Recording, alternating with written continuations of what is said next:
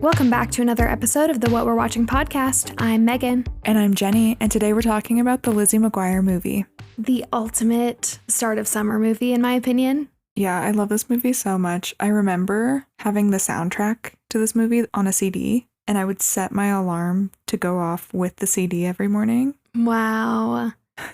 A perfect soundtrack for that, honestly. I could use this as my alarm today, and it would make me happy. Honestly, maybe we should. It's a good idea. Little Hilary Duff in the morning. Why not? Oh, that was good. Thanks. Did you watch this movie a lot growing up? I loved this movie growing up, yes. How about you? Oh yeah, definitely. I remember the movie more than I remember the show, even though I know I watched the show religiously. Oh, same. And I just loved Hilary Duff. Hilary Duff was my favorite actress, I feel like, when I was young, because I loved Lizzie McGuire, so yeah, this was a staple in my house. Same. She still is one of my favorite actresses. I love when she's in stuff, which is very rare nowadays. Me too. Okay, so the logline for this movie is, during summer break, Lizzie McGuire, played by Hilary Duff, and her closest pals head off on a school-sponsored journey to Rome. Before long, she makes the acquaintance of Paolo Vallisari, played by Yanni Gelman, a local music sensation whose duet partner looks almost exactly like Lizzie. Since Paolo and his collaborator recently feuded, Lizzie agrees to stand in for the girl at a massive concert and pretend to sing while a recording plays. But when things don't go as planned, she must rely on her own vocal chops. What a wild setup for this movie. Truly. The biggest shocker watching this movie again is that this comes after her middle school graduation. I always thought it was high school graduation. Same. And then I watched this again last year for the first time in many, many years. And I was very hung up on the middle school graduation thing. And I'm still hung up on it, even with the rewatch. Same. It was hard for me to get past the whole movie because I was like, this girl is supposed to be 14 and she does not look 14, nor is she doing things that a 14-year-old should be doing. Same. I felt the exact same way. And I think Hilary Duff was 15 at the time. Like, she was really close to the age. She just looked really mature for her age, I guess. I just think her style was incredible in the movie. Whoever styled her and made her costumes, I think they were so mature, not in a negative way, but in like they were so trendy and are not things that I would have been wearing in middle school. They are things I would be wearing now, I feel like. I still want to wear them. This Same. is like the best Halloween costume idea, is wear one of her outfits from this movie. Totally. And I remembered so many of her outfits. So I think that's why. I think to me she always looked older, but no. I guess not.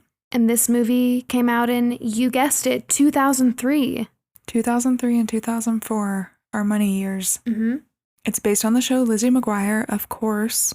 And it's wild that the show only had 2 seasons. I never realized that. Excuse me? Really? I feel like it ran for years and years and years. But I guess it was just reruns, maybe? But it was 65 episodes total. I'm shook by this news. For me, I don't know why in my brain I was like, oh yeah, the Lizzie McGuire show, that was on, I don't know, all of my elementary, middle, and high school, when it definitely wasn't. But that is how I remember it. They just replayed the same 65 episodes on a loop for you. Wow. And it was actually filmed in Rome in the fall of 2002. I love that. I love the idea of little Hilary Duff and all of her bestie castmates running around Rome. It's so cute. I do love this movie still, to this day. Mm-hmm. Besides the age, it held up to me. Agreed. Especially for a Disney Channel original movie. Based on a TV show. Mm-hmm. That's kind of wild, actually, that this movie did so well. Totally. So we've already started talking about her, but let's dive in. Do you want to talk about Hilary Duff? I always want to talk about Hilary Duff. Me too. Recently, she's been in How I Met Your Father, which I sobbed when I found out this got canceled. I think you were there when I found it out. I actually think that's right. Yes, I do have a memory of you crying at a happy hour. Someone was like, I was so sad when it got canceled. And I was like, what? It got canceled? Because I was like right in the midst of binging the heck out of it. And I've still saved the last 2 episodes because I'm just not ready to give them up. Oh. But if you guys haven't seen How I Met Your Father, even if you didn't watch How I Met Your Mother, if you have an affinity for Hilary Duff and you remember looking up to her as a kid, just watch How I Met Your Father, and then you'll be looking up to her as an adult, because I felt the same way. I was like obsessed with her style in that show, and I kind of felt like a little kid again watching her and Lizzie McGuire, but just in a different, more grown-up show. I love that. I need to watch it. She's also been in A Cinderella Story, Raise Your Voice. I think we did talk about all of this already in our A Cinderella Story episode, so definitely go check that out if you haven't. She was 13 when she started Lizzie McGuire, and probably about 15, like I said, when they filmed this movie. So much younger than I imagined. Yeah, me too. She's married to the musician Matthew Coma, who is just this meme kind of guy. Like, he's always a jokester with people on social media. I saw this thing recently where he messaged all of the Love is Blind cast. I was just going to say that. And he was just trolling them, and he just seems like an interesting guy. Mm-hmm. And in December, she announced that she's pregnant with her 4th baby. And honestly, we're batching a little bit, but by the time this episode comes out, the baby might already be here or almost be here. Not sure. I'm so excited. Her kids are so cute. She loves being a mom, and I love that for her. Me too. And then we have Adam Lamberg, who plays Gordo. Okay, so I read that Adam went to UC Berkeley after he finished filming Lizzie McGuire, and now he does fundraising and special events consulting in New York City. I kind of feel like that's in line with Gordo the character.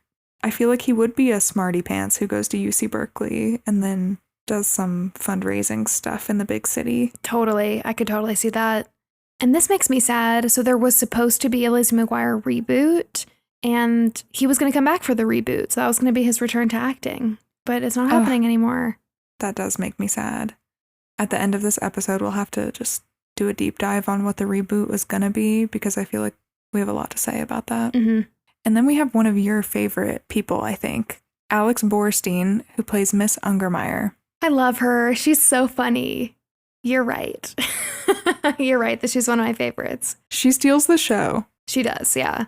And you guys might know her from The Marvelous Mrs. Maisel. I believe she's won several awards in that show. She plays Midge's agent. If you haven't seen that show, you will love it. I highly recommend. And then she's also in Family Guy. I think she's a voice actor in quite a few things. And she's in Gilmore Girls. She's the harp player in the lobby of the inn. But we talked about this in our Gilmore Girls episode, so you can listen to the episode for more info. But she was originally going to play Suki. Which would have been great, but would have been weird because Melissa McCarthy is Suki. I know. And I feel like this character and even her Marvelous Mrs. Maisel character are more in line with the snappy harp player than they are with like kooky Suki, like silly Suki, you know what I mean? Yeah, you don't see her being like a sweet, lovable character as much. She's more like harsh and tough. Mm-hmm, like sarcastic, a little rough around the edges, and all those other roles. Now this I didn't know, but I thought was amazing. She was married to Jackson Douglas, who is Jackson from Gilmore Girls. Stop it. Wait, so Suki Yes. and Jackson could have been actually together in real life? Yes, that's right. That's so cute. I know. That actually makes me so sad that she wasn't Suki, because I would have loved that and we probably would have already known this. That's so cute. Yeah, so they were married from 1999 to 2017, so for a very long time, and they have 2 kids together. Oh my gosh. I had no idea. That's wild. I know. And then we have Yanni Gelman, who plays Paolo. So I didn't recognize him, but he's been in a few things. The things that I saw that he was in look kind of scary. So he was in Jason X and 47 Meters Down. Okay, that explains why we haven't seen him then. Yeah. And he also wrote a short. And then he's done a handful of episodes of TV, including playing Officer Garrett Reynolds from Pretty Little Liars, which I don't remember off the top of my head. I don't know if that was a big role or not, but I know that he's done that type of character in a handful of shows, you know, kind of like guest starring things. Interesting, Paolo. I know. And then this I thought was very interesting. He's not Italian. Oh. That's shocking, right? Why did they cast him for the Italian boy? I have no idea. I did read a couple conflicting things, so maybe just all of this is wrong and he is Italian, but I don't think so. I read in one place that he's Canadian, but he's from Florida. Okay. So maybe his family is Canadian, but then he grew up in Florida. But then I read in another place that he is Spanish and he's a Sephardic Jew, which is the group of Jewish people that are from the Iberian Peninsula, which only make up 15% of today's Jewish people. Most of them are Ashkenazi, which is the more European group of Jews. Anyway. Interesting. It makes sense that if he is that type of Jewish, then he is also Spanish because that's where they're from. And he looks more Spanish to me. So I don't know. Maybe all of those things are true. Like maybe his heritage is Spanish and Sephardic Jewish, but then his family moved to Canada and then he grew up in Florida. I don't know. But nowhere in there is Italy. Yeah, no. I was waiting for it, but no Italian there. Which makes me very impressed with his accent. I'm just confused when they were casting. Were they just looking for cute boys? Or cute boys that could pass as Italian? Maybe he like took Italian in school or something. Because like on your acting resume, you can put all kinds of random skills. So maybe he put Italian because he took Italian growing up. I have no idea. If anyone speaks Italian who listens to our podcast, I need you to do a review of Paolo's Italian. Like, did he do a good job? Was he speaking well? Because I have no idea. Sounded good to me. Same, but would like to know, is it actually laughable? And we're crazy for not knowing that he's not Italian. I don't know. I thought we would do a little speed round of a Where Are They Now? Because there are a few side characters that, you know, maybe we wouldn't spend a lot of time on, but that we care about because we liked the show. So we have Ethan Kraft, Lizzie's crush in the TV show. He's played by Clayton Snyder, and now he's a realtor and a water polo player. Whoa.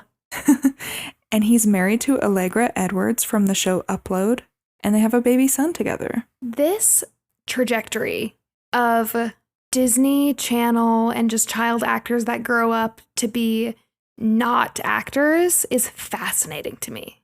Like the guy who plays Ian Wallace in What a Girl Wants, becoming a therapist. Mm-hmm. And I feel like there were some from our Halloween Town episode that ended up doing different things. And then Gordo, and now Ethan Kraft. If Ethan Kraft was my realtor, I would probably, honestly, I don't know if I would recognize him today, but I would probably be like, I probably wouldn't know where to place him at first. I wonder if he gets recognized a lot. I'm not sure. But yeah, I would probably buy a house from him.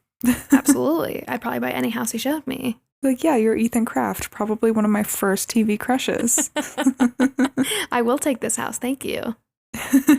And then we have Matt, Lizzie's little brother, who's played by Jake Thomas, and he's still acting, and he's also directing. And he had a Lizzie McGuire podcast called Living Lizzie that he co-hosted with Davida Williams, who played Kate's best friend Claire in the show. But the podcast only had 12 episodes, and I don't think it was too long ago that it ended, so maybe they'll revisit it. Like maybe they were just doing seasons.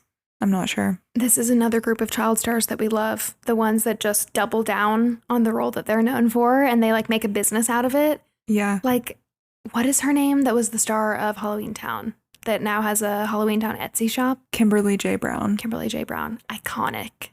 Just totally girl boss move. So I love the fact that he had a podcast about it. I love that when they do this. Yeah, me too. And then we have Melinda, Matt's friend. She's in this movie. The actress is Carly Schroeder, and she's in the U.S. Army now. I'm speechless. Yeah, if you look at her Instagram, it's just her in the Army. It's wild to go from this to that. Incredible. Good for her. And then we have Kate, played by Ashley Brilalt. Everyone knows her. She's the mean girl. And she's now a lawyer and a mom. There are so many more of them than I realized that didn't stay in acting. I know, and I saw her on LinkedIn, and she looks so cute and normal, and she's a lawyer. She went to the University of Denver. We should try to get her on the podcast. I don't know if she still lives in Denver, but that would be great. Oh my gosh, if she lives in Denver, I want to be her friend. Maybe we'll cover the first episode of the show Lizzie McGuire and get her on. That would be incredible. Ashley Brilalt. I hope I'm not butchering your name, but if you're listening, we love you. We want to be your friend. And that was a little speed round of what everyone's up to now. The only one I didn't really talk about, which I guess I can mention, is Miranda, Lizzie's best friend in the show. She's not in this movie, and it is really hard to find anything about her online. Her name is Lalaine, and she mainly goes by her first name for acting projects.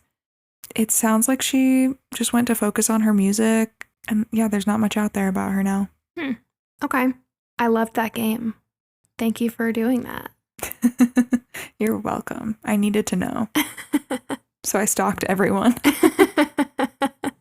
Okay, should we get into the movie? Yeah, let's do it. Okay, so the movie starts with this swelling, very intense music. Someone is setting up a video recorder with a tape that says blackmail. And then it zooms out and we see that it's Lizzie's brother, Matt. And he's trying to get his toy car with the video camera inside of it into Lizzie's room while she's getting ready for graduation. And then there's the iconic getting ready scene. And we see Lizzie going through her closet. And The Tide is High plays. And we flash between the real Lizzie, played by Hilary Duff, and then her iconic cartoon version. And cartoon Lizzie is trying on outfits, and she's spraying hairspray, and she's putting on lipstick as the opening credits play. And I miss a movie with a good opening credits scene. Me too. That's really what I took away from this. So Lizzie's trying on all these different outfits, and she's dancing, and she's singing into her hairbrush, and Matt is videoing all of it from the video camera inside his toy car.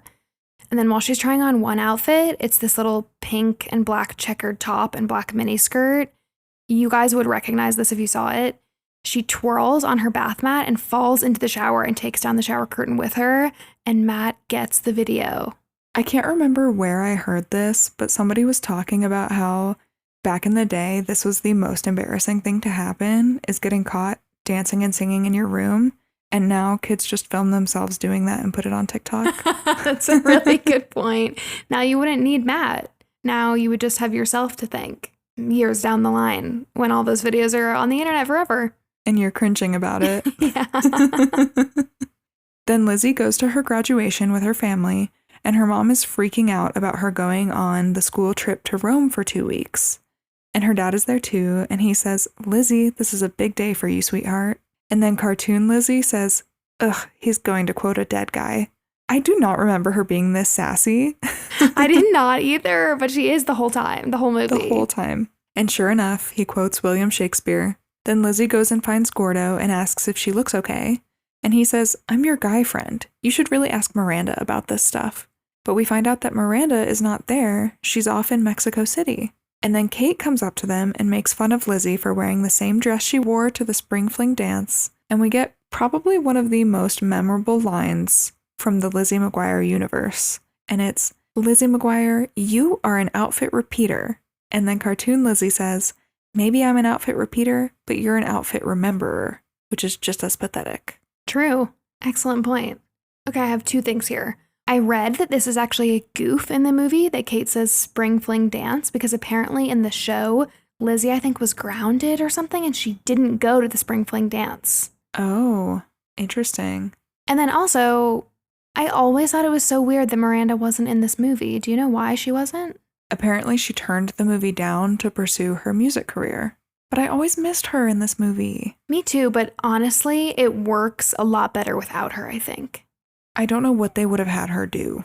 Yeah, so it's interesting to me, honestly, that she even turned it down. I mean, of course, they would have written her into it because she was such a big part of the show, but for her to turn it down means that they had a part for her in the script originally, and I cannot imagine how she would have fit in. Maybe she would have fit into, like, you know how Kate later on in the movie, we'll get to this, becomes more of a kind of confidant in the situation? Maybe that would have just been Miranda's role throughout. That's what I was thinking. And then maybe Kate would have been just the mean antagonist trying to get her caught the whole time. Yeah, I could see that. But yeah, I missed her. Me too. So then Mr. Escobar calls Lizzie over to tell her that she has to give the graduation speech because Margaret Chan, the class president, is too sick to come to graduation and the vice president isn't graduating this year. We find out that Lizzie is the secretary treasurer of the class, so she's next in line. And Mr. Escobar says, quote, "Now I want you to deliver your speech with as much pride and commitment as Margaret Chan would, even though you're no Margaret Chan." And then he walks away and we just hear, "You're no Margaret Chan" echo over and over again in Lizzie's head. And this is where we find out she really has stage fright. And so when she gets to the podium, she has to give the speech right next to a giant poster of Margaret Chan's face. And she flounders, like it's a total flop. And Kate's friend, because they're obviously all standing behind Lizzie, says, "It's like watching one of those little furry animals get killed on the Discovery Channel." Ouch. So sad. So sad. And so then Lizzie says she needs some water and she starts walking across the stage, but then she falls and tears down the entire curtain behind everyone. Tragic. It's reminding me of Mia's public speaking phobia in The Princess Diaries. Totally. where she has to overcome that by the end. It's very much giving that. Also, The Princess Diaries was first, I think. So maybe this was inspired. I could see that. Then we cut to Lizzie's family bringing her to the airport to leave for her trip to Rome. And we also find out Lizzie's graduation fiasco ended up on Good Morning America. And her dad says, "What kind of creep would send a video like that to Diane Sawyer?" And we see Matt just kind of chuckling to himself. He's such a brat. He's such a brat. You have a little brother. Is your little brother like this? No, he's nice. That's good. So then Miss Ungermeyer speeds through the airport on a golf cart thing. You know the little cart things they have in the airport. And she's blowing a whistle. And we find out that she's going to be their high school principal for the next 4 years. When she comes up to the group of students and their families, a bunch of overprotective parents swarm her with concerns about their kids on the trip, like allergies and just like safety concerns and everything you can imagine. And she has this headset on and she turns on her mic. And by the way, the headset stays the entire movie. She turns on her mic and says, "Attention parents, shut your pie holes." I love her. Me too. I'm sure every teacher wants to say that at some point. That's what I was going to say. I feel like she is every teacher's just inner monologue, just coming out on the outside in the way she talks to the kids and the parents. And so after she shuts the parents down, Gordo tries to get on her good side by saying he's looking forward to the trip for its academic enrichment.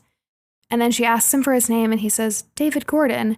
And she says, "David Gordon, I think that's Italian for a sneaky brown-noser with a hidden agenda."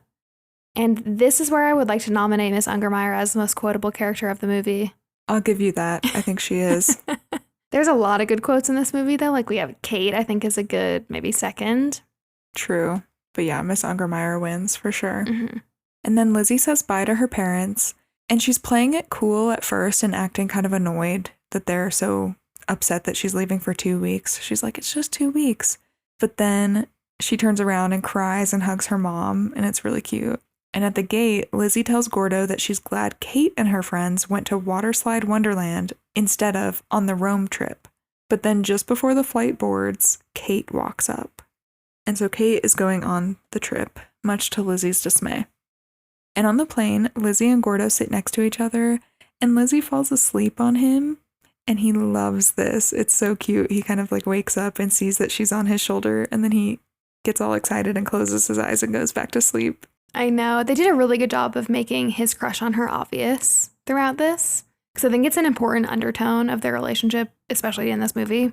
And then they're in Rome. They take a bus through the city, and Lizzie and Gordo look at all the sights out the bus window. And then when they get to the hotel, Miss Ungermeyer gives them room assignments and puts Gordo with Ethan Kraft and Lizzie with Kate. And then after they drop their stuff off in their rooms, Gordo grabs Lizzie and brings her up to the roof of the hotel where there's this gorgeous view. This whole movie makes me want to go to Italy. Have you ever been? I have been, but not in a long time. How about you? Did you go to Rome? Nope. The only place in Italy I've ever been is Rome. So I love seeing this. It's so fun. That is fun. And so while they're on the roof, Lizzie says she's not going to let Kate bother her, and she makes Gordo promise they're going to have adventures while they're there. And the next day, they go to the Trevi Fountain, and Gordo says he's in Rome with his best friend, so he doesn't need to make a wish. But Lizzie does. She closes her eyes, and you guys remember this. She throws a coin over her shoulder into the fountain, and when she opens her eyes, there's a cute Italian boy standing there who says, "Isabella?" And he apologizes and says she looks a lot like a friend of his, but then his security guard pulls him away to go to a photo shoot. And I just need to know who else has gone to the Trevi Fountain and had their Lizzie McGuire moment, because when I was in Rome, I definitely did this. I was too embarrassed to do the like over my shoulder toss, but I definitely tossed it and was thinking of Lizzie McGuire the whole time. How could you not? It's iconic. The only thing I knew about Rome, too, before visiting. Is this movie. Yeah. Honestly, same. This movie also makes me think of When in Rome. Is that the Olsen twins one? Kristen Bell is in it. I think it's Kristen Bell and maybe Ashton Kutcher. It's a rom-com. It's very cute. I haven't seen it, but it sounds cute. Yeah. So then the school group heads into this gelato shop, and the Italian guy follows Lizzie and stops her and introduces himself as Paolo. And as he's saying, doesn't she look exactly like a group of Italian girls nearby say Isabella and run up to get a photo with her and Paolo. So it's very clear that everyone thinks that she's her, not just Paolo, making a little mistake. And then one woman even gives her a giant cheese wheel as a gift for being famous, I guess. And then Gordo points to a billboard of Paolo and Isabella behind them, and Isabella does look exactly like Lizzie, except with dark brown hair. And Paolo asks to see her again, and she says no because she's there with her school, even though Gordo offers to cover for her. And then Paolo says, "Forgive me, it's just that when some people come to Rome, they want to find adventure." Which I roll. This is so freaking manipulative. I hate it. 100%. 100%. But he says that if she changes her mind, that she should meet him at 9 a.m. tomorrow at the Trevi Fountain. And then he kisses her hand and a bunch of photographers take their photo. That night, Lizzie listens to Paolo and Isabella's music. And she tells Gordo, "Hey, this Paolo and Isabella CD isn't so bad. I mean, if you're into the Alanis Morissette alternative, dark, like brooding, I never go out into the sunshine and my life's a miserable black hole of depression kind of thing, then you'd think they stink.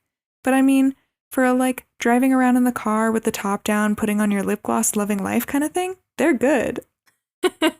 What a good description of music. It is, and I think it's a good description of our podcast too. I love the moody thing, don't get me wrong, but this podcast is the driving around with the top down of your car, putting on your lip gloss kind of podcast. I agree. It's the light, fluffy sleepover vibes, Exactly. Not too serious. And then Gordo tells her to sneak away from the group tomorrow to meet up with Paolo because they promised each other they'd go on adventures. And Lizzie says, we were supposed to go on adventures, meaning the adventures were supposed to be for her and Gordo. But he reassures her and he tells her to go for it. So the next morning, she does. She fakes sick. And the doctor says it might be because her nervous system collapsed from embarrassment of what happened at graduation.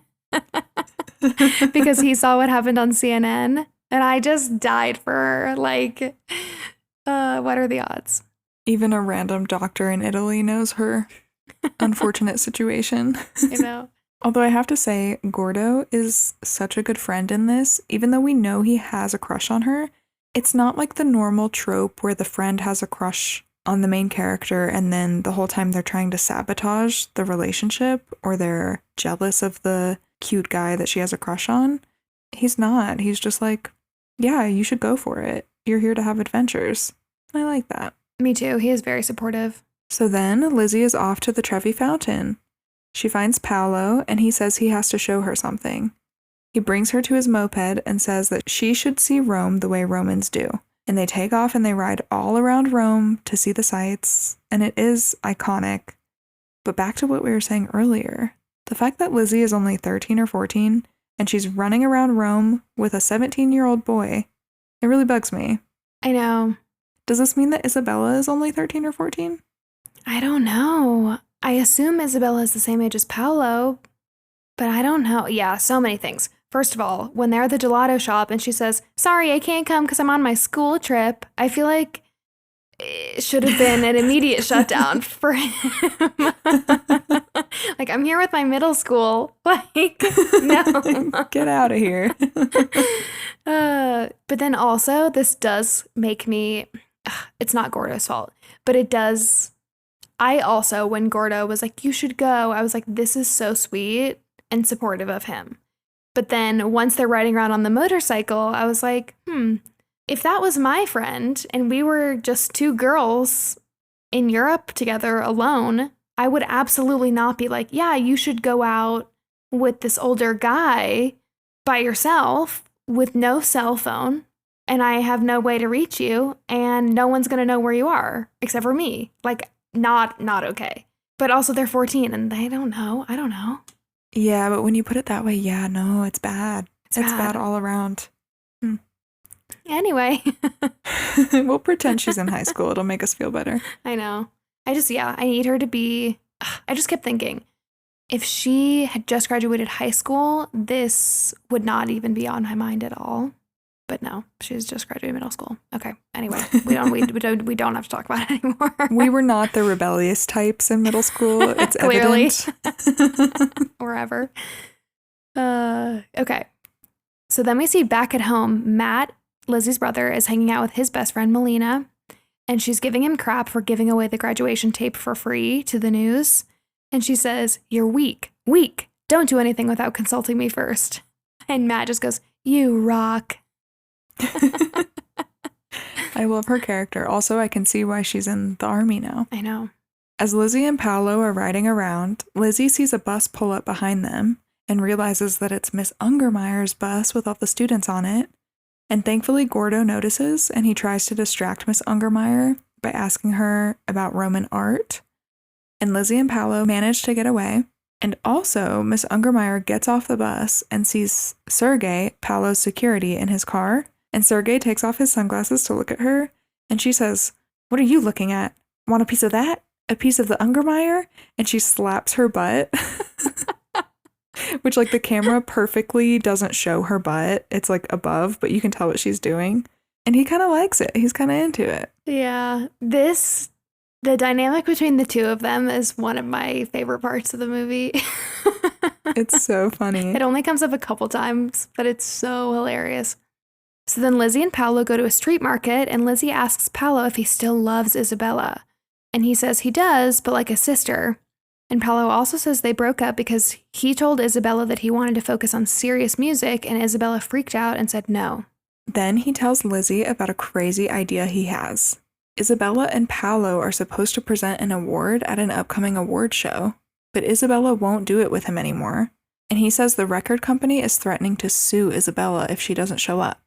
Then Paolo also tells Lizzie that Isabella lip syncs, and he says that he writes all their music on his own, and he asks Lizzie to pretend to be Isabella and present the award with him on stage so that she doesn't get sued.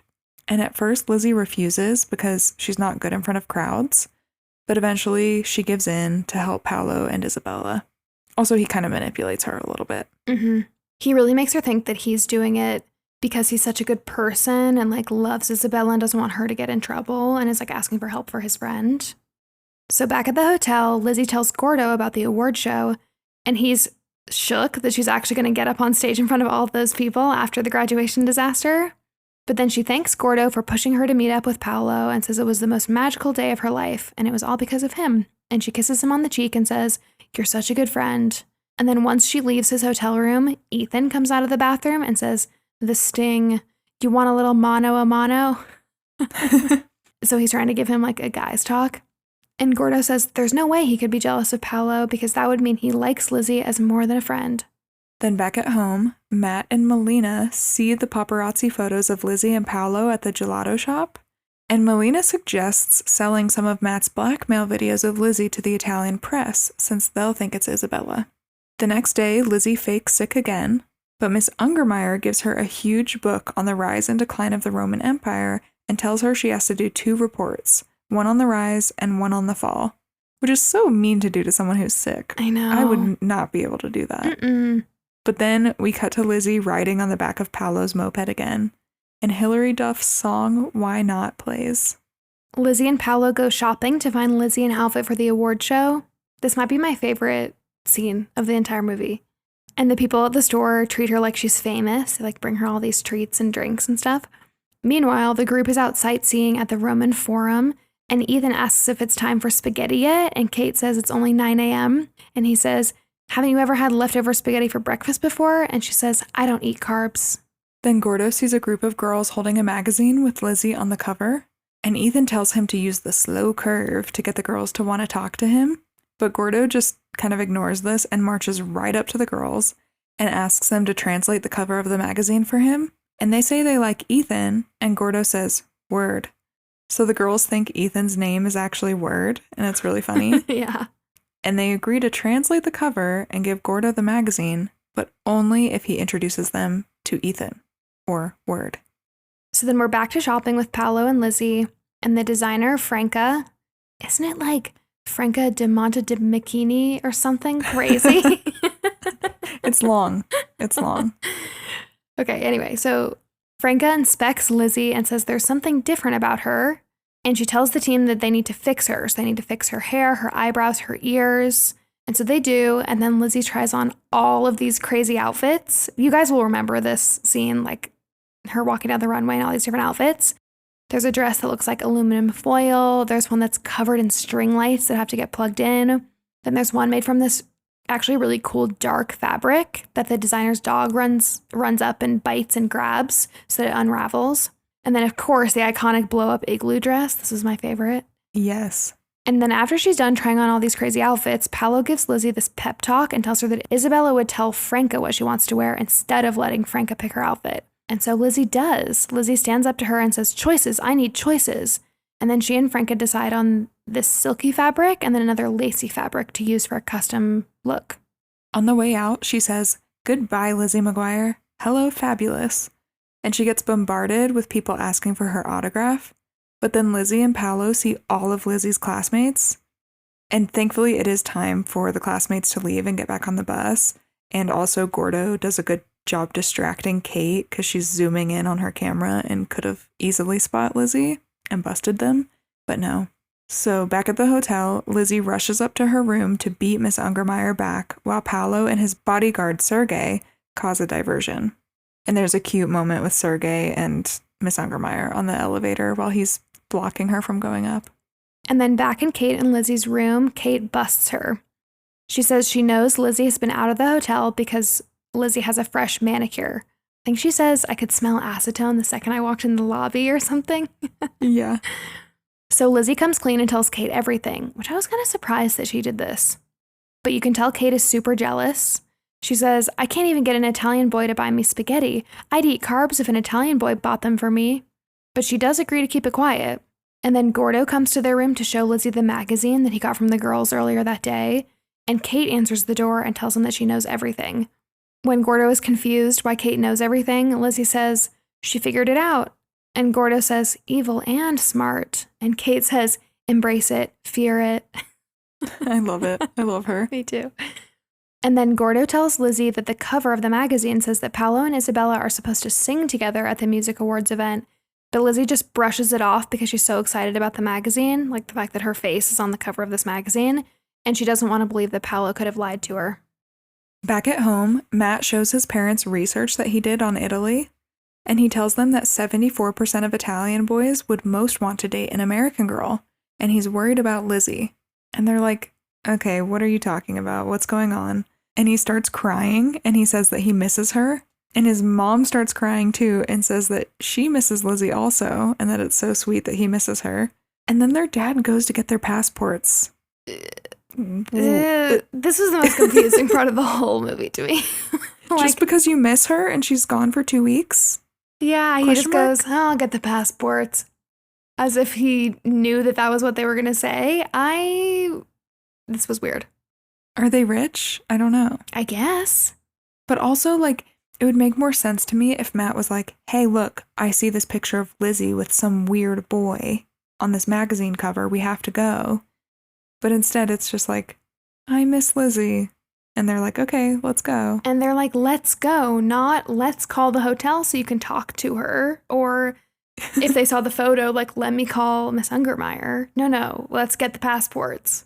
They didn't even see the photo, so then I don't even know why they would be concerned enough to go in the first place. It's just wild to me. I know, me too. It's for the drama of the movie, you know? Yes, it is convenient. I'll give them that. Yeah. So then that night, Lizzie sneaks out of the hotel to meet up with Paolo and immediately asks if they're supposed to sing at the awards show, and he says yes. Somehow this goes over without being super concerning to Lizzie, I guess. I think it's because Paolo tells her to get in his car because he wants to show her the Tivoli Gardens before dark. And she's like, "Ooh, this sounds romantic," you know? Yeah, he's kind of dismissing her a little bit, like it's no big deal. Mm-hmm. And then they run around the gardens and they run around all the water fountains and the sun is setting and it's very pretty. And then after they do this is where Lizzie starts to kind of freak out and she says she can't sing in front of an audience. But Paolo promises not to let her get embarrassed. And so she agrees to do it. And this is when they watch the fireworks and the iconic line, Lizzie says, "This is so beautiful." And Paolo's looking at her instead of the fireworks and says, "Yes, you are." Swoon. Melting. This Yes. killed me as a tween. Same. Really, Disney knew what they were doing with this whole movie. Everything was exactly what I wanted. Like the dancing in her room scene and her little brother being annoying and like capturing it on video and it being embarrassing. You've got like oh, now she's a pop star in a different country. And then you've got the really cool fashion runway scene where she gets to try on all these crazy and cool outfits and gets a makeover. It's everything we ever wanted. Oh, for sure. Then we see Matt and Lizzie's parents on the plane to Italy, and Lizzie's dad sees Matt's copy of the printed paparazzi photo of Lizzie and demands to know what's going on. So at least at this point, they do know something weird is going on and they need to get to Lizzie. Mm-hmm. But it is weird that they are on the plane already. Agreed. And then that night before dinner, Miss Ungermeyer wants to go upstairs to check on Lizzie, and Gordo does everything he can to try to stop her, because obviously she's not there. And finally, Miss Ungermeyer says, I'm starting to think this whole thing was a ruse to sneak out of this hotel. And Gordo says it was. But he says Lizzie is sick and she's upstairs in her bed, and Gordo admits that he's the one that's been sneaking out. So Miss Ungermeyer tells him to pack his suitcase. This never actually made sense to me, because Miss Ungermeyer is like, I think it's a ruse that Lizzie is sick. And Gordo's like, it is, but it's so I could sneak out. But Miss Ungermeyer has seen him the entire time. And hasn't seen Lizzie. Right. And he's like, Lizzie is sick. And she does continue to pretend to be sick and get away with it after he leaves. So I don't get it, really. You know, I never thought about it like that, but that's interesting. We can't logic it. It's okay. No. Lizzie and Paolo go to the rehearsal hall to practice dancing and lip syncing to What Dreams Are Made Of. And Paolo tells her it helps to actually sing, and her mic will be off on stage so she doesn't need to worry about sounding bad. And they practice together, and she gets more comfortable. And I feel like this scene is iconic too. Like, you remember her just practicing lip syncing, and then she gets a little more into it, and then she's dancing and learning the choreography, and it's cute. Lizzie gets back to their hotel room after that, and Kate tells her that Gordo is probably on the plane already because he covered for her and got himself kicked off the trip. Lizzie asks why he would do that, and Kate says, "You're seriously asking that question?" And they get the front desk manager, Giorgio, to check if the plane has left yet, and it already has. So Lizzie is super bummed. We see Gordo in line at the airport, like getting ready to board his plane, but then he sees Isabella walk into the airport surrounded by paparazzi, and she's freaking out about the magazine article and doesn't know what's going on. And so Gordo runs over to her and like slides underneath all the paparazzi to get her to see him. And he tells her that the photo is actually his friend, Lizzie McGuire. And security tries to grab him, but Isabella stops them and says that she needs to talk to Gordo in private. But then back at the hotel, Lizzie tells Kate that she's going to turn herself in to Miss Ungermeyer, but Kate tells her that she'll just get herself sent home and everything Gordo did will be for nothing. Miss Ungermeyer does head count, and Kate covers for Lizzie and pretends she's asleep under the covers, but they're actually just stuffed with pillows. And then the McGuires show up at the hotel, and they ask for Lizzie, and Miss Ungermeyer takes them to her room, and Kate is no longer there. And Miss McGuire pulls the covers off of the bed and sees all the pillows there and realizes that Lizzie is gone. Since Kate isn't there, they end up confronting Ethan Kraft about where Lizzie is, and he says, well, it's possible that she's at the Italian Music Video Awards doubling for Italian pop star Isabella, who's totally her twin. Which I just love that Ethan knows everything that's going on. But he hasn't even been in any of the conversations. It's so funny. No. Then we see Lizzie and Paolo step out of the car at the Coliseum for the awards, and tons of fans and paparazzi are waiting for them. They're like walking up the red carpet between the fans, and Lizzie is loving it. And I just remember loving her outfit in this scene also. It's like very fabulous. And then we see her animated character, Cartoon Lizzie, answer the phone and say, Prince William, tell him he'll have to hold. And then we see the real Lizzie trip on the red carpet, very much a la What a Girl Wants or Miss Congeniality, which we talked about both of those recently. We love a clumsy 2000s girl. Love. And then Lizzie freaks out and doesn't think she can go on stage, but Paolo says she can because she shines like the light from the sun. And this kind of melts her. So she and Paolo split up because they're entering from different sides of the stage. And then Gordo calls Lizzie's name, and he runs up to her, and she thought that he was already on the plane back home, but he tells her that Paolo is setting her up. And Isabella comes out, and Gordo says, freaky, right? And Lizzie goes, way freaky. And Isabella goes, way, way freaky. They tell her that Isabella is the one who sings live, and Paolo is the one who lip syncs. And this is a crazy scheme to set up Lizzie on stage so it looks like Isabella can't sing. Lizzie says she doesn't believe them, but Isabella says, who are you going to believe? This boy you've known your whole life? or this boy you were just meeting who says you shine like the light from the sun? And now we know he's definitely lying. Isabella explains that she can't just come out on stage and sing in Lizzie's place because then Paolo will notice because she's not blonde, and then he'll make an excuse to leave. So Isabella makes a plan to have Paolo sing and embarrass himself on live TV. But then as they're walking away from Lizzie, Gordo goes, "So what's the plan?" And she goes, "I don't know." We see outside the Coliseum, Lizzie's mom is trying to get in because Ethan told them where she was. And Miss Ungermeyer is with them, and they can't get through security, so Miss Ungermeyer growls and kicks the security guard so they can get in, which I love this part. I love her. She's the best character ever. Yeah. And then Lizzie goes out on stage in the silver outfit. You know the silver outfit, where it's kind of like a crop top and then like a big poofy dress, and it's very shiny. And Isabella turns down her mic at the perfect time and starts singing for her backstage when the music starts. And Paolo is really confused, but he keeps lip syncing. And then Isabella turns down Paolo's mic, and his real voice is exposed. And the real Isabella comes out on stage, and she sings. And she's wearing almost the exact same outfit, kind of, but it's green, like bright green. You'll remember that one, too. Again, another great Halloween costume idea for a brunette and a blonde. Totally. And Isabella says, "Sing to me, Paolo." And he tries and is totally off key, and everyone laughs in the crowd and boos him off the stage. And then Isabella introduces Lizzie to the crowd. And I found out something interesting about the vocals here. Do you remember Hilary Duff, Hilary Duff's sister? Yeah. She's the mean girl, Summer, in Napoleon Dynamite, which I totally always forget. She actually provides the singing voice for Isabella, so that's why they sound just like a little bit different. Yeah. And there's a third singer mixed in, and it's the one who sang the Lizzie McGuire theme song, Angie Jaree. Interesting. I wonder why they have a third. I could tell at one part the vocals definitely changed, and I was like, oh, it's probably because Hilary Duff couldn't hit that note. But it didn't sound too much not like her, so it makes sense that it was the person who sang the theme song. Interesting. I did notice that throughout Hilary Duff's performance, that it sounded like it was switching voices. I just had assumed that Isabella was supposed to be singing backstage because I could not figure out why it didn't sound like Hilary Duff the whole time.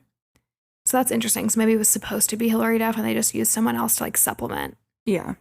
Got it. So then backstage, we see Sergey confront Paolo because he took advantage of Lizzie McGuire. And Sergey says, "Lizzie McGuire is a nice girl." And he's so mad. And then Paolo says, "You work for me." And Sergey says, "Not anymore, I quit. Paolo cannot sing music. Now he must face music." I love this. On stage, Lizzie and Isabella finish singing What Dreams Are Made Of together, and Lizzie can actually sing. So I'm confused. Would this plan have failed anyway? Because if they turned off her mic, she would have been singing fine? I guess. I mean, you could make the argument that she would have been so caught off guard that it would have been a really bad look for Isabella anyway, because she probably would have sounded weird or like scared or run off stage or something. But that's fair. This feels like a key point to Paolo's plan. Like he should have found out if Lizzie could sing or not. I was going to say that, like he should have tested her. Yeah. So Lizzie's parents come in and they're shocked to see her on stage. But then Isabella exits the stage so that Lizzie can have her solo moment. And she gets scared, but Gordo encourages her from backstage. And then she sings on her own, and backup dancers come out and rip off her big poofy skirt, so she's in those silver kind of flare pants. And all of her classmates and family cheer for her, and Isabella comes back on stage at the end of the song, and they hold hands and they bow together. It's so cute. So then after the show, we see everybody at the post-award show party, which I think is back at the hotel that the kids are staying at. And we see Ethan and Kate eating together, and Kate says, "Lizzie got everything you're supposed to get when you go to Europe. Adventure, romance, total confidence. If all that can happen to Lizzie McGuire, the only thing I know now is I don't know anything." And Ethan says, "That's hot." I died when he said this because he says, "That's hot." He's not even looking at her. And he says it so nonchalantly with just like a big pause afterwards. And then he says, "Girls who think they know everything are a total turnoff." And Ethan also says that he thinks it was cool that she didn't rat out Lizzie. And then Kate eats a plate of spaghetti for an American boy, Ethan. And they just laugh, and it looks like they're having a great time. It's so cute. I loved that payoff with the spaghetti joke at the beginning. Me too. Then Lizzie's parents tell her she's grounded for the rest of the summer, but they're still really proud of her, and they're like taking photos with her and the paparazzi. And Miss Ungermeyer tells Gordo he's a loyal friend, and that goes a long way with her. And he's got 4 more years to look forward to being with her in high school. There's one sandwich left on the table of finger foods, and both Ungermeyer and Sergei reach for it at the same time. And Sergei says she's a strong woman who protects her cubs like a lioness, and he's impressed. She says he's still on her list, and he says, as long as I'm at the top. And they smile. It's kind of cute. I like it.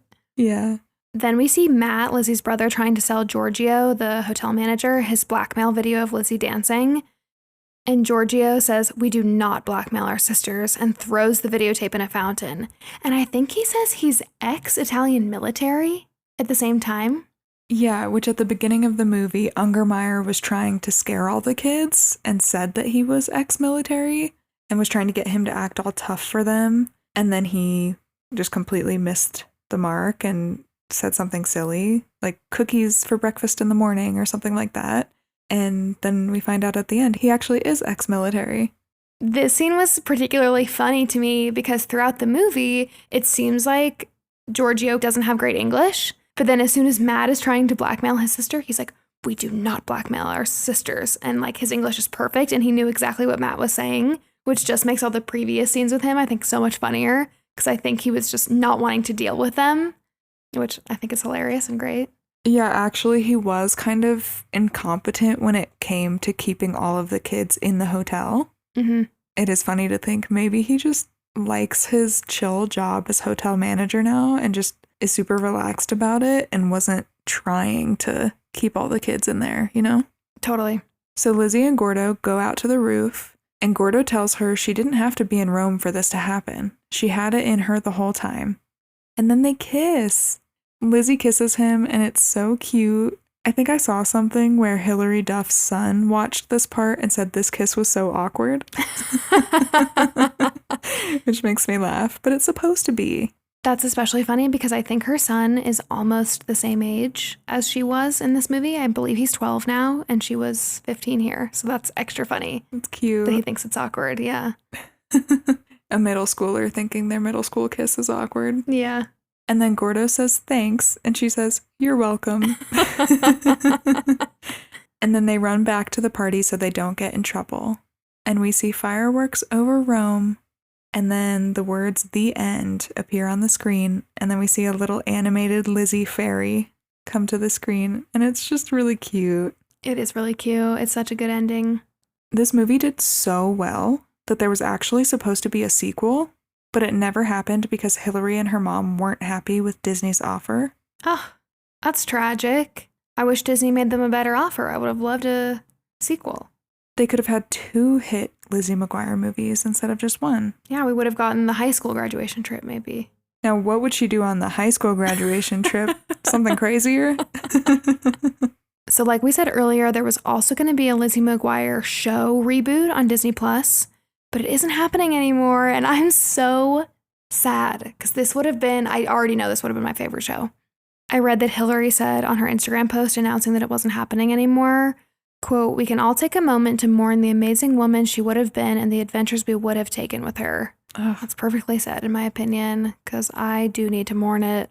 It makes me happy how much reverence Hilary has for the character and that she wants to make sure it's done right and that we are happy with the end result. Yeah. Maybe it'll happen again someday. Hilary said that Disney was, quote, "doing a disservice to everyone by limiting the realities of a 30-year-old's journey to live under the ceiling of a PG rating." And she also said, "I want any reboot of Lizzie to be honest and authentic to who Lizzie would be today. It's what the character deserves. I'm very sad, but I promise everyone tried their best and the stars just didn't align." Tragic. But I'm happy to know the reason, that the reason was that she just didn't feel like it would have been an honest 30-year-old's experience. But God, I would love to see one of our favorite characters that was our age at the time now be our age living today. Like, to get to see that character again just would have made my heart happy. I will say, for anybody who watched iCarly as a kid, I thought that the iCarly reboot did a really good job of that. And it was not trying to stick to a PG rating anymore. And I loved that about it. And it was kind of fun to see Carly be an adult navigating like the real world. So I imagine that's what Hilary wanted from the Lizzie McGuire reboot too. Yeah, that also makes me intrigued to see the Wizards of Waverly Place reboot that is supposedly happening. Oh, I forgot about that one. Because I'm guessing they'll run into the same things. So I wonder if it will continue, because I feel like Selena Gomez is similarly invested in her character. Although they did announce it and everything, but I guess they did that with Lizzie McGuire too. I don't know. If that show comes out, I'll be really interested to see what it feels like knowing this background from Hilary Duff. Yeah, me too. 2 episodes of the reboot were already filmed, and I want them. I want them to release them. Mm-hmm. Please. I want them to be leaked. I don't even care. A screenwriter for the reboot, Jonathan Hurwitz, recently revealed the entire storyline on TikTok, and I'll give you guys the TLDR. Lizzie is an interior designer in New York, and she catches her fiancé Emmett cheating with her best friend. No. I know, and at the end of the pilot episode, she goes home to California, to the home that we all saw in the original show, and she's in her childhood bedroom, and little animated Lizzie has been waiting for her. I'm gonna cry. My eyes are tearing up right now. That actually is so sad. Not animated Lizzie waiting for her. We're both actually crying. I didn't know any of this. Well, you're in for a treat, because in the second episode, she meets back up with Gordo and with Ethan Kraft, and Gordo's fiance is pregnant with their first child. So Gordo and Lizzie don't happen. No, and I guess rather than making Lizzie and Gordo endgame, the writers wanted to opt for a more realistic outcome. And Jonathan Hurwitz said, "You grow up and sometimes you move away from your best friends and have new experiences and date other people and evolve. We just didn't believe that they would be each other's long-term partner. But that being said, there would be a quick nod to the Lizzie McGuire movie where Gordo would joke about how he and Lizzie dated on the flight back from Italy and then she dumped him at baggage claim." Aww. This hurts my heart though. But I imagine they still would have been friends no matter what. I know. It maybe is better that they didn't really date and that they just were best friends forever. Okay, what else? The episode ends with Ethan texting Lizzie to meet up. Wow, I love that. I love that. Because they never date in the show, right? That's just her crush. I don't think so, or they do, and then she realizes she doesn't like him. I can't remember exactly from the show. Someone needs to fill us in, though. Okay, I love that. And then episode 3 was supposed to start with Lizzie waking up in Ethan's bed. Megan's face is frozen. She's gonna scream. My jaw's on the ground. We need this show. So bad. Oh, can we crowdfund it? Like, can we change the names so that it Disney doesn't have the IP anymore or something? Hilary Duff would probably do it. I need to see Lizzie McGuire waking up in Ethan Kraft's bed as a 30-year-old woman. I need to see that. It gets better. He was going to come in with coffee, and then they'd have a cute catch-up chat. Remember, they didn't film past episode 2, so this part they didn't film yet. They just had it written. And then animated Lizzie was going to check Ethan off her to-do list. She's the same. Animated Lizzie is the same. Yeah. I need the scripts at a minimum. I need the screenwriter to leak the scripts. Jonathan, please help us out. Oh, we should have got him on this podcast. Shut up. Dang it. Okay, one day. So that was one of the storylines that Jonathan Hurwitz thinks that Disney was probably uncomfortable with and didn't want to keep. And so that is probably the reason why it didn't get made. I'm sorry, this is bullshit. There are Marvel and Star Wars movies with violence and kissing and all kinds of stuff that are on Disney Plus. And they weren't going to show anything. Yeah. They weren't going to show anything. They were just going to have him bring her coffee in the morning.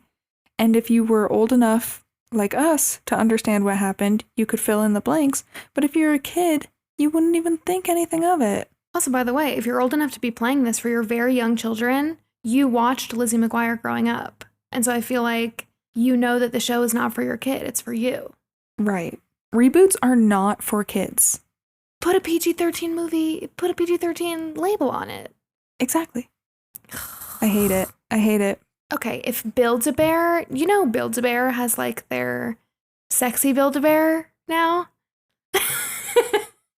I'm sorry, what? I realized my scream could not be put in that episode. I'm so sorry to break this to you. Okay, breaking news. There is something called Build-A-Bear After Dark. No. Yeah, it's real. That's like, it is partially like Build-A-Bears that are movie characters. I think they maybe have like a Spider-Man Build-A-Bear or something. But then they also have, I just need to show you. Hold on. Oh, I'm sorry. The website is called The Bear Cave. That's worse. It is Build-A-Bear After Dark, though. When you pull up the website, it says, The Bear Cave is filled with unexpected collabs and unique plush gifts intended for shoppers 18 and older. And you have to like say that you're 18 to get into the website. What do they have? What do they sell that's 18 plus? Okay, so like there's a bunny holding a margarita. There's ones, so they're drinking alcohol. I swear there was Build-A-Bears with lingerie. Hold on.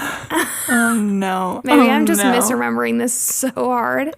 Okay, like there's a Build-A-Bear in a shirt that says, let that shiitake go. And then there's another one that says, I want to take you out. And it's a Build-A-Bear holding his sunglasses down below his eyes.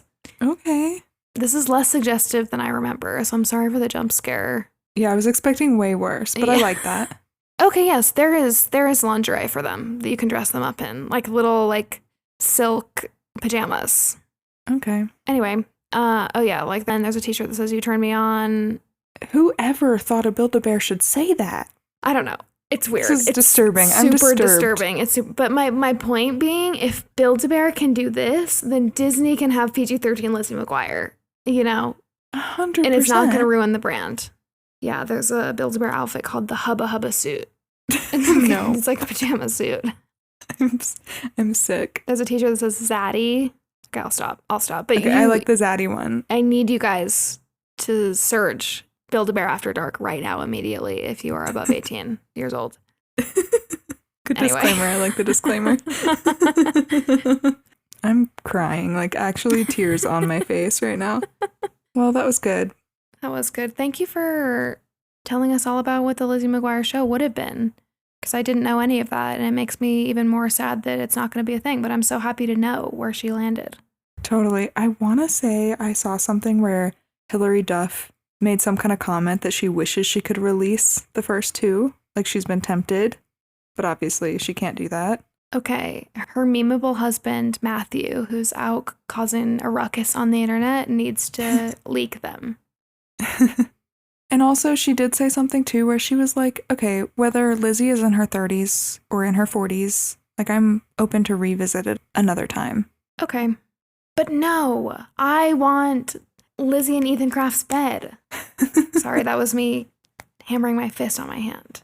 It's important. It's for emphasis. It is important, yeah.